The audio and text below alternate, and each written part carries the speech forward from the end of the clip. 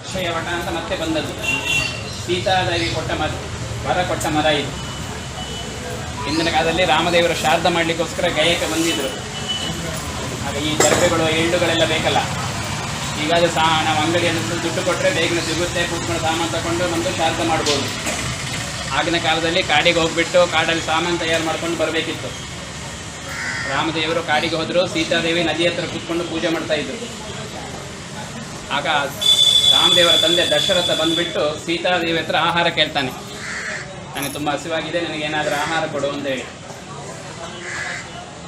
ಸೀತಾದೇವಿ ಹೇಳ್ತಾರೆ, ರಾಮದೇವರು ಹೋಗಿದ್ದಾರೆ, ಸಾಮಾನ್ಯೆಲ್ಲ ತಯಾರು ಮಾಡ್ಕೊಂಡು ಬರ್ತಾರೆ, ನಿಮಗೆ ಆಹಾರ ಕೊಡ್ತಾರೆ ಅಂತೇಳಿ.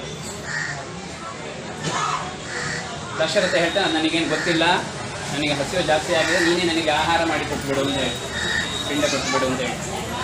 ಆ ಸಮಯದಲ್ಲಿ ಸೀತಾದೇವಿ ನದಿ ಹತ್ರ ಮರಳಿನಲ್ಲಿ ಉಂಡೆ ಉಂಡೆ ಮಾಡಿ ಆಟ ಆಡ್ತಾ ಇದ್ದರು. ಮರಳಿನ ಉಂಡೆ ಮಾಡಿ ನದಿಯಲ್ಲಿ ಕೂತ್ಕೊಂಡು ಆಟ ಆಡ್ತಾ ಇದ್ದರು. ಆ ಮರಳಿನ ಪಿಂಡವನ್ನೇ ದಶರಥನಿಗೆ ಹಾಲು ಸೇರಿಸಿ ಕೊಟ್ಟುಬಿಡ್ತಾರೆ. ಆ ಮರಳಿನ ಪಿಂಡದಿಂದಲೇ ದಶರಥನಿಗೆ ಮೋಕ್ಷ ಆಗ್ತದೆ. ಶಾಸ್ತ್ರದಲ್ಲಿ ಗಯದಲ್ಲಿ ಹೇಗೆಂದರೆ, ನಾವು ಮನಸ್ಸಿನಲ್ಲಿ ಯೋಚನೆ ಮಾಡಿದರೆ ಆಯಿತು, ನಾನು ಗಯಕ್ಕೆ ಹೋಗಬೇಕು, ಗಯದಲ್ಲಿ ಶ್ರಾದ್ದ ಮಾಡಬೇಕು ಅಂತ ಮನಸ್ಸಿನಲ್ಲಿ ಧ್ಯಾನ ಮಾಡಿದರೆ ಸಾಕು. ನಮ್ಮ ಪಿತೃಗಳು ನಮ್ಮಿಂದ ಮೊದಲೇ ಗಯದಲ್ಲಿ ಬಂದು ಕೂತ್ಕೊಂಡಿರುತ್ತಾರೆ. ನನ್ನ ಮಗ ಬರ್ತಾನೆ, ನನಗೆ ಆಹಾರ ಕೊಡ್ತಾನೆ ಅಂತೇಳಿ. ಅದೇ ಪ್ರಕಾರ ದಶರಥ ಬಂದುಬಿಟ್ಟು ರಾಮದೇವರು ಶ್ರಾದ್ದ ಮಾಡಬೇಕು ನೆನೆಸಿದ ಕೂಡಲೇ ದಶರಥ ಬಂದುಬಿಟ್ಟು ಸೀತಾದೇವಿ ಹತ್ರ ಆಹಾರ ತಗೊಂಡು ಪಿಂಡ ತಗೊಂಡು ಹೋಗ್ಬಿಡ್ತಾನೆ. ಪುನಃ ರಾಮದೇವರು ಬಂದು ಶ್ರಾದ್ದ ಮಾಡುವಾಗ ದಶರಥ ತಗೊಳ್ಳೋದಿಲ್ಲ. ರಾಮದೇವರಿಗೆ ಮನಸ್ಸಿಗೆ ಬೇಜಾರಾಗುತ್ತೆ. ಸೀತಾದೇವಿ ಹತ್ರ ಕೇಳ್ತಾರೆ, ನಾನು ಶ್ರದ್ಧೆಯಿಂದ ಮಾಡುವಾಗ ಯಾಕೆ ತಗೊಳ್ಳಿಲ್ಲ ಅಂತ ಹೇಳಿ. ಸೀತಾದೇವಿ ಹೇಳ್ತಾರೆ, ಈಗೀಗ ಬಂದಿದ್ರು, ನಾನು ಅವರಿಗೆ ಈಗ ಕೇಳಿದ್ರು, ಅವ್ರು ಪಿಂಡ ಕೊಟ್ಟಾಯಿತು, ಅವರಿಗೆ ಮೋಕ್ಷ ಆಯಿತು ಅಂತ ಹೇಳಿ. ರಾಮದೇವರು ಕೇಳ್ತಾರೆ, ನೀನು ಹೇಗೆ ಕೊಟ್ಟಿ, ಯಾರು ನೋಡಿದ್ದಾರೆ, ಯಾರು ಸಾಕ್ಷಿಗಳು ಬೇಕಲ್ಲ, ನಾವು ಮಾಡಿರೋದೊಂದು ಕೆಲಸ ಮಾಡಿದ್ರೆ ಸಾಕ್ಷಿ ಅಂತ ಬೇಕು. ಸೀತಾದೇವಿ ಹೇಳ್ತಾ, ನಾನೀಗ ಪಿಂಡ ಕೊಡುವಾಗ 5 ಜನ ಸಾಕ್ಷಿಗೆ ಇಟ್ಟುಕೊಂಡಿದ್ದೀನಿ ಅಂತ ಹೇಳಿ. ಆ 5 ಜನದಲ್ಲಿ ಒಂದು ಫಲ್ಗುಣಿ ನದಿ, ನೀವು ಫಸ್ಟ್ ಶ್ರಾದ್ದ ಮಾಡಿದ್ರಲ್ಲ, ಫಲ್ಗುಣಿ ನದಿ ಫಸ್ಟ್ ಶ್ರಾದ್ದ ಮಾಡಿದ್ರು, ಅದೇ ಒಂದು ಸಾಕ್ಷಿ. 2ನೇದು ತುಳಸಿ, 3ನೇದು ಹಸುಗಳು, 4ನೇದು ಇವ್ರನ್ನ ಗಯಾ ಬ್ರಾಹ್ಮಣರು, 5ನೇದು ಇದು ಅಕ್ಷಯ ವಟ. ಈ ಸಾಕ್ಷಿ ಹೇಳಿದವರ ಮನಸ್ಸಿನಲ್ಲಿ ಒಂದು ಭಯ.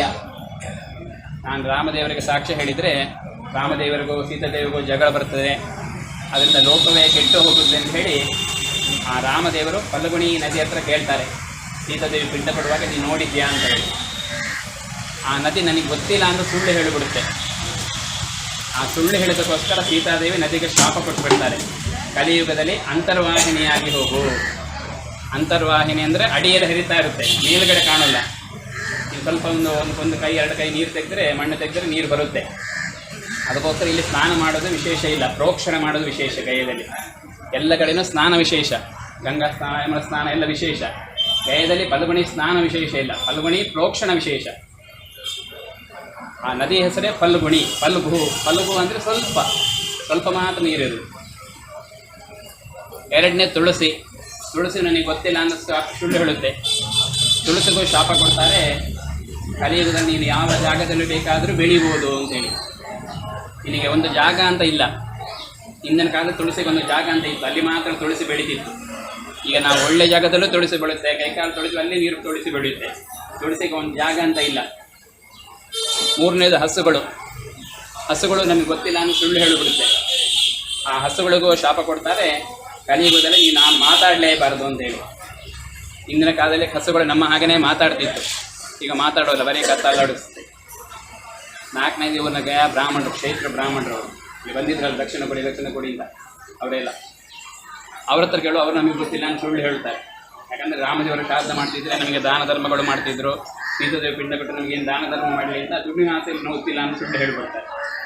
ಅವರಿಗೂ ಶಾಪ ಕೊಡ್ತಾರೆ, ಯಾವಾಗಲೂ ನೀವು ಕೈ ನೀಡಿ ಕೇಳ್ತಾ ಇರಿ ಅಂತೇಳಿ.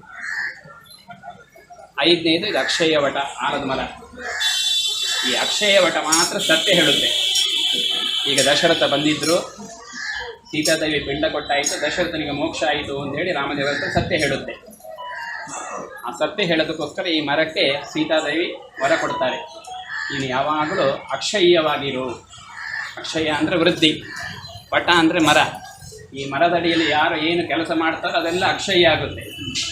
ನಾವು ನಮ್ಮ ಪಿತೃಗಳಿಗೆ ಪಿಂಡ ಪ್ರದಾನ ಮಾಡಿದರೆ ಪಿತೃಗಳಿಗೆ ಅಕ್ಷಯ್ಯ ಬ್ರಹ್ಮಲೋಕ ಸಿಗುತ್ತೆ.